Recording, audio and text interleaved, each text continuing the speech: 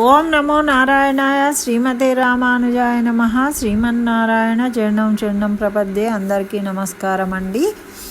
మనకు పరమ పవిత్రమైన కార్తీక మాసాన్ని చాలా చక్కగా కార్తీక పురాణాన్ని పారాయణం చేసుకున్నాము, సంపూర్తి చేసుకున్నాం. అయితే ఈ కార్తీక మాసం అమావాస్యతోని పూర్తయినప్పటికీ మనకు అమావాస్య తెల్లవారి వచ్చే పాడ్యమి అంటే మార్గశిర పాడ్యం అయినప్పటికీ ఈ పాడ్యమి రోజు పోలీస్ వర్గము అనే ఒక విశేషమైన కథను చదువుకొని అక్కడ పూజ చేసుకుంటేనే మన కార్తీక మాసం అంతా చేసిన ఫలితం అనేది దక్కుతుంది అని మనకు కార్తీక పురాణంలో తెలియబడిందండి. అయితే ఇది కార్తీక పురాణం 30 రోజుల అధ్యాయాలు 30 అయిపోయినాక తెల్లవారి ఇది చేసుకుంటాం. అయితే ఇది ఎప్పుడు చేసుకుంటాము అని అంటే అమావాస్య కొంచెం ఉండి అయిపోయిన తర్వాత పాడ్యమి స్టార్ట్ అవుతుంది. మనకు 2వ తారీఖు ఉదయము పాడ్యమి ఉంది కాబట్టి ఇది ఉదయం చేసుకోవాల్సింది కాబట్టి మనకు ఉదయం తిది పాడ్యమి ఉన్నప్పుడు దీన్ని చేసుకోవాలన్నమాట. అయితే మనకు 2వ తారీఖు నాడు ఈ పోలిపాడ్యమి జరుగుతుంది. రేపు మనకు అమావాస్య ఉంది. ఎల్లుండి 2వ తారీఖు పొద్దున్నే పాడ్యం ఉంది కాబట్టి మనం ఈ పోలి పూజ అనేది చేసుకోవాలి. అది ఎలా చేసుకోవాలి ఏంటిది అనేది ముందు మనం కథ విందాం. కథ విన్న తర్వాత ఆ విషయాలన్నీ చెప్పుకుందాం. అయితే పూర్వము వారణాసి అసలు ఇది పవిత్రమైన కార్తీక మాసం 30 రోజులు చేసుకొని మరి పోలీస్ వర్గాన్ని ఎందుకు చెప్పుకోవాలి? ఈ రోజుతోని కార్తీక మాసం పూర్తవుతుంది, పుణ్యగతులు పూర్తి అవుతాయి కదా. పోలీస్ వర్గం చెప్పుకునేదానికి మహత్తర విషయం ఏంటి అసలు? అయితే నైమిషారణ్యంలో సూత మహర్షి నారదుని కోరిక ప్రకారము తోటి ఋషులతోని చెప్తూ ఉన్నాడట. కైలాసంన లోకనాథుడైన పరమశివుడు తన ప్రమద గణనాథులతో కొలువై ఉంటే అప్పుడు నారదాది ప్రముఖులతోని కార్తీక మాసం ప్రముఖమైనది, స్త్రీ పురుషులు ఆచరించదగినట్టిది, దీని ప్రభావము పుణ్యగతులు ప్రాప్తిస్తాయి, దీనికి ఒక చిన్న ఇతిహాసం చెబుతున్నాను వినండి అని ఈ సూత మహర్షి చెప్తూ ఉన్నాడు. ఈ విధంగా వారణాసి ప్రాంతంలో విశాల నగరం అని ఉంది. ఆ పట్టణంలో రజమ్మ అనే రజక అంటే చాకలి స్త్రీ ఉంది. ఆమెకు 7 మగ సంతానం గలరు. 7 యుక్త వయస్సు రాగానే వివాహాలు జరిగాయి.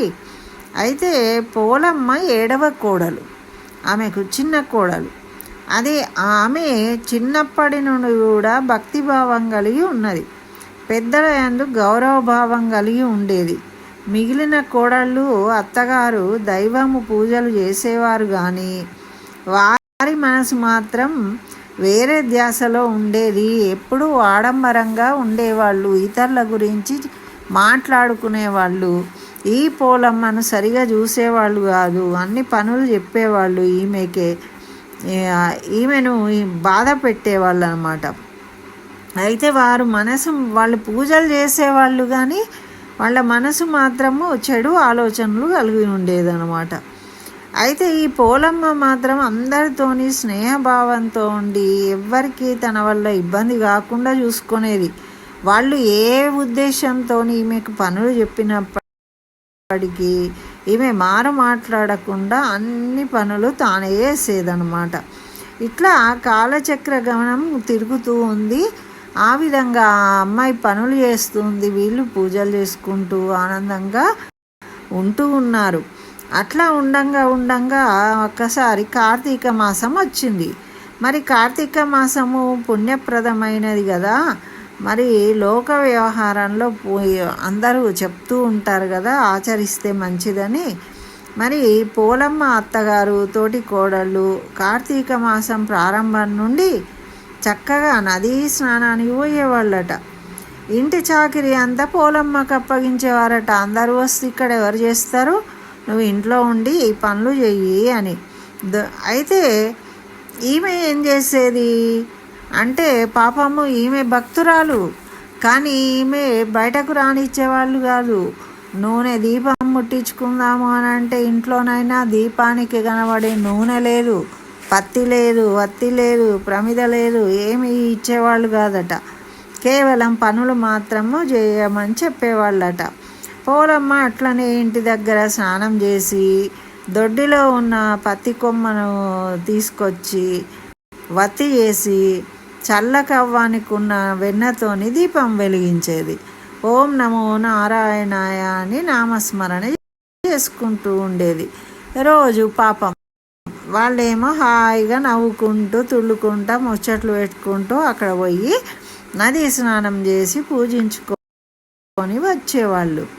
అట్లా జాతస్య మరణం ధ్రువం అన్నట్టు పుట్టిన ప్రతి ప్రాణి ఏదో ఒక రోజున మరణించక తప్పదు. అట్లా ఈమె మంచిగా చేస్తూ ఉండేది కదా.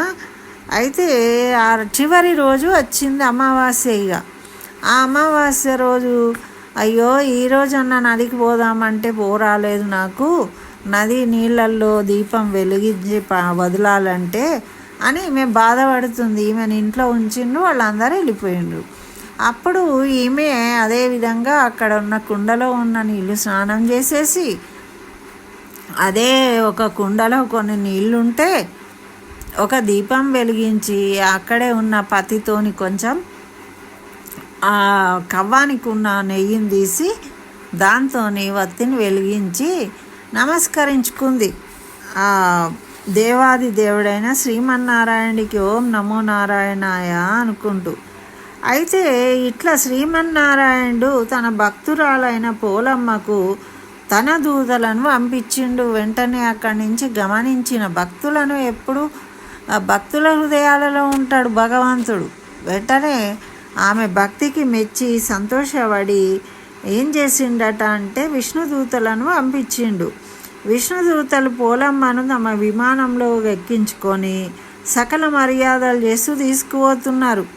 మరి ఈమెను కూర్చోబెట్టుకొని అందమైన విష్ణుదూతలు వాళ్ళకు అప్సరసలు విసనకర్రతో విసురుతూ తీసుకెళ్తూ ఉన్నారు. అయితే వీళ్ళు అందరూ కూడా ఏం చేసిండ్రు చూస్తూ ఉన్నారనమాట. ఈ వింత చూసి పోలీస్ వర్గానికి పోతుంది, పోలీస్ వర్గానికి పోతుంది, చాకలి పోలీస్ వర్గానికి పోతుంది అనుకుంటూ ఊళ్ళో వాళ్ళందరూ కేకలు వేస్తూ ఉన్నారట. అప్పుడు అత్త కోడళ్ళు అందరు చూసి వారిలో వాళ్లకు ఆశ్చర్యపోయినరట. వాళ్ళు ఇదేంటి, మేము ఇంత భక్తిగా చేస్తే మేమేమో ఇక్కడున్నాము, అలా వెళ్ళిపోతున్నారు అని అప్పుడు వాళ్ళు అనుకుంటూ ఉంటే చెప్తూ ఉన్నారు ఆ విష్ణుదూతలు, మీరు అన్ని ఆడంబరాల కోసం చేసిండ్రు, అందరిని ఇబ్బందులు పెట్టిండ్రు, ఈమెను బాధ పెట్టిండ్రు, మీరేం మంచి పనులు చేయలేదు, అందుకే మీకు భక్తితో చేసిన వాళ్ళకే అటువంటి అనుగ్రహం కలుగుతుంది శ్రీమన్నారాయణుడిది, మీరేం భక్తితో చేయలేదు పూజలు, అందుకే మీరు ఎన్ని దీపాలు వెలిగించినా ఎంత నామస్మరణ చేసినా ఏం చేసినా కూడా ప్రయోజనం లేదు అని చెప్పేసి, మీకు అర్హత లేదు ఆ స్వర్గానికి వచ్చేదని చెప్పేసి వాళ్ళని నెట్టేసి వీళ్ళు విమానంలో ఆ పోలమ్మని తీసుకొని వెళ్ళిపోయినారట. ఇది జరిగింది ఆ రోజు దీపాలు వెలిగించి అందరూ. అందుకోసమని మనము ఆ పోలమ్మ భక్తురాలు కథను తెలుసుకొని ఆడంబరాల కోసం కాదు, దైవాన్ని మనము ఎలా పూజించాలనేది తెలుసుకోవాలి. పోలమ్మలాగా భక్తి శ్రద్ధలతోని త్రికరణ శుద్ధిగా పూజించాలి. అంతేగాని గుళ్ళో దీపాలు పెడుతూ ముచ్చట్లు పెట్టడము, మీ అత్త అట్లా, మా ఆడబిడ్డ ఇట్లా, మా ఆయన ఇట్లా అనుకుంటూ ముచ్చట్లు పెట్టడము, తర్వాత నదీ స్నానానికి పోయినా అక్కడ మనం ముచ్చట్లు పెడతాము, ఎక్కడికి పోయినా కూడా మనం ముచ్చట్లు పెట్టడము, మనం ముచ్చట్లు మాట్లాడుకుంటూ దైవారాధన చేయడం, అట్లా భక్తితో చేయాలి. ఎప్పుడైనా పూజ చేసేటప్పుడు మధ్యలో అసలేం మాట్లాడకూడదు. ఎంతో అత్యవసర పరిస్థితి వస్తే తప్ప మాట్లాడకూడదు. పరిశుభ్రంగా ఉండాలి. అంటే మనస వాచ కర్మణ, మనసులో దైవం భక్తి ఉండాలి, చేసే పని భక్తితో చేయాలి, మరి నామస్మరణ చేయాలి. అంతేగాని మీ అత్త రాలేదా అని అప్పుడు అనుకుంటూ నువ్వు దీపం ముట్టించావు అనుకో, నువ్వు ఎవరి కోసం దీపం వెలిగిస్తున్నావు, నువ్వేమి స్మరిస్తున్నావు, అది చెయ్యాలి. అందుకని మనకు ఈ కార్తీక మాసం మొత్తంకి సంబంధించి జ్ఞానోదయం కలగడం కోసమే ఈ పోలీస్ వర్గం కథ అనేది ఉన్నది. ఆ పోలి ఏ విధంగా చేసిందో తెలుసుకోవాలి. ఆమె శాస్త్ర పండితురాలు కాదు, ఏమి పెద్ద కిలోలు పూలు తెచ్చి పూజలు చేయలేదు, 1000 దీపాలు ముట్టియలేదు, ఏమీ చేయలేదు. ఆమె చిన్న దీపం ఏదో ఇంట్లో ఉన్న చిన్న పత్తితోని. మరి ఆమె దగ్గర ఉన్న సంపద ఏంటి అంటే భక్తి సంపద. ఈ సంపదలు ఎన్ని ఉన్నా కూడా వ్యర్థమే. మనకు భక్తి సంపద అనేది ఉన్నప్పుడు మాత్రమే పెరుమాళ్ళు దాన్ని స్వీకరిస్తాడు. మనం భక్తితో చేసినప్పుడే పెరుమాళ్ళు అనుగ్రహిస్తాడు. అది మనం తెలుసుకోవాలి. ఈ కార్తీక మాసం, కార్తీక పురాణం 30 అధ్యాయాలు కూడా బ్రాహ్మణులు, రాజులు, ఎంతోమంది గురించి కథలు ఉన్నాయి. కానీ ఈ కథలో ఒక చాకలి, అంటే ఎటువంటి శాస్త్ర జ్ఞానం లేని ఒక చిన్న అమ్మాయి సశరీరంగా వైకుంఠం చేరుకున్నది, శ్రీమన్నారాయణుడి వద్దకు వెళ్ళింది. అంటే ఎంత భక్తి ఉంటే అట్లా జరుగుతుందండి. అది ముఖ్యం, భక్తి ముఖ్యము, ఆడంబరాలు కాదు అని ప్రతి ఒక్కళ్ళు తెలుసుకోవడం కోసమే ఈ కథ. ఇప్పుడు కూడా మనం ఏం ఆలోచిస్తాం, ఎన్ని దీపాలు వెలిగించాలి, ఎన్ని వెత్తులు వెలిగించాలి, ఎంత నెయ్యి వేయాలి, నెయ్యి వేయన్నా నూనె వేయన్నా, ఎన్ని అనుమానాలు. ఈ అనుమానాలు పెట్టుకోవద్దు. మీకు ఎదురుగా మీ చేతిలో మీకు అందుబాటులో ఏది ఉంటే దాన్ని భక్తితోని అర్పించాలి, అది ముఖ్యమైనది. కాబట్టి మనందరం కూడా ఏం చేయాలి, మీరే కాదండి, ఇప్పుడు చెప్తున్నా, నాకు కూడా ఎన్నో ఇబ్బందులు వస్తూ ఉంటాయి, అన్ని సమయాల్లో చేయలేము కదా. అందుకే మరి మానవులు ఏదో ఒక్కరోజు చేసి వదిలిపెట్టడం కాదు, ప్రతిరోజు పరిశుభ్రంగా త్రికరణ శుద్ధిగా చేయడానికి మానవుడు ఎప్పుడూ ప్రయత్నం చేస్తూ ఉండాలి. ఇవాళ ఒక్కరోజు అయిపోదు. ఈ సంవత్సరం అనుకున్నాం, వచ్చే సంవత్సరం ఇంకా మంచి చేయడానికి ప్రయత్నం చేయాలి. అప్పుడు వచ్చే ఈ ఆటంకాలు, ఇబ్బందులు మనకి ఇప్పుడు తెలియదు కదండి. కాబట్టి ఎప్పటికప్పుడు వచ్చిన పర్వదినాల గురించి చెప్పినప్పుడు వాటిని ఆచరించాలి. మనకు కొంతమంది అంటుంటారు, ఇదేంటండి ఇంతగానము ప్రతిరోజు ఏదో ఒక ప్రత్యేకత. అవును, మన ధర్మం ఆ విధంగా ఉంది. మన ధర్మం ఆ విధంగా ఆచరించి మన ధర్మాన్ని విడివడపోకుండా కట్టుబోయడం కోసమే ఇవన్నీ పెట్టిండు మనకు. ఎందుకు అంటే ఇవాళ ఏమీ లేదు అంటే మనం పక్కదారి పట్టే అవకాశం ఉంటుంది. అందుకని ఎప్పుడు కొన్ని నియమాలు మనకు. సోమవారము శివుడికి ఉపవాసం ఉండాలని ఒక నియమం పెట్టుకుంటాం, భక్తి శ్రద్ధలతో ఉంటాం. మంగళవారం సుబ్రహ్మణ్యుడికి అంటాం, భక్తి శ్రద్ధలతో ఉంటాం. అట్లా ప్రతిరోజు ఒక ప్రత్యేకతను ఆపాదించుకొని మన శరీర ఆరోగ్యాన్ని, మానసిక ఆరోగ్యాన్ని అన్నిటినీ పద్ధతిగా ఉంచుకోవాలి. ఇప్పుడు అయ్యప్పలు దీక్షలు పడతారు చూడండి, వాళ్ళు ఎంత ఆరోగ్యంగా ఉంటారు అన్ని నియమాలు పాటిస్తే. అట్లనే మనము ఎల్లప్పుడూ కూడా ఆరోగ్యంగా, ఆనందంగా, ఆరోగ్య ఐశ్వర్యాలతోనే ఉండాలి అని మన పెద్దలు ఈ విధంగా నియమించారు. కాబట్టే మనం వీటిని పాటించాలి. ఇదేదో అబ్బా కార్తీక మాసం, అబ్బా ఇంకెన్ని రోజులు ఉన్నది, ఎన్ని రోజులు పొద్దున్న లేవాలా, ఇట్లా కాదు. ఇప్పుడు చూడండి, ఇది కాగానే మనకు మళ్ళీ ధనుర్మాసం వస్తుంది. ధనుర్మాసంలో కూడా పొద్దున్నే లేచి పూజ చేయమన్నారు. మరి అంటే ఎప్పుడూ మనను యాక్టివ్గా, హుషారుగా ఉండేటట్టు మనము జీవితాన్ని గడపాలి అని మన పెద్దల ఉద్దేశం. అట్లా ఉంటేనే కదండి పొద్దున్నే లేచి వాకింగ్ చేయండి అని చెప్తుండ్రు డాక్టర్.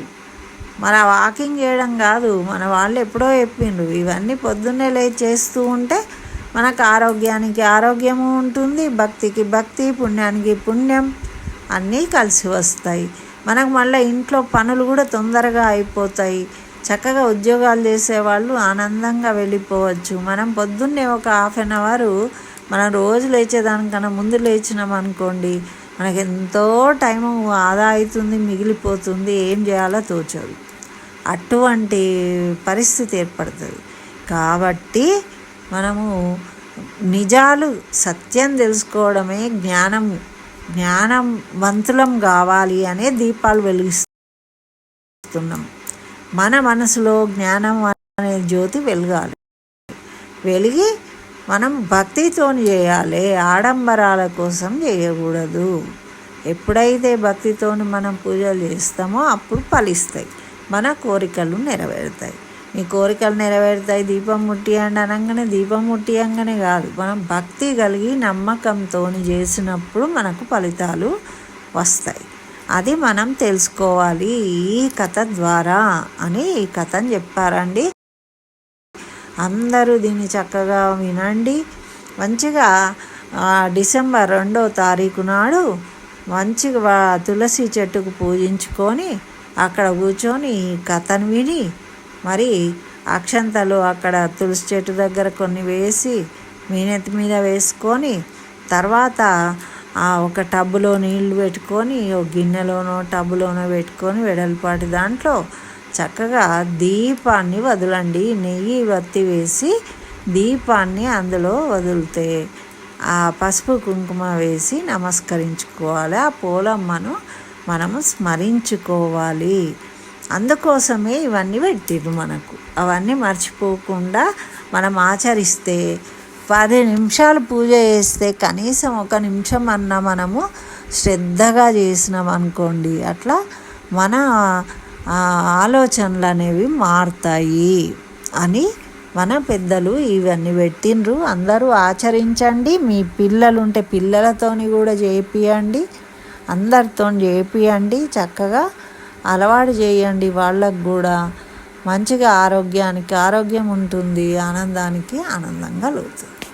మరి ఇదండి పోలీస్ వర్గం కథ. చేయాల్సిన విధి విధానము అందరూ చేయండి. వీలైతే మీరు 33 దీపాలు వెలిగించండి. నదికి వెళ్ళగలిగితే వెళ్ళండి. అన్నీ చేయొచ్చు, కానీ చేసే విధానం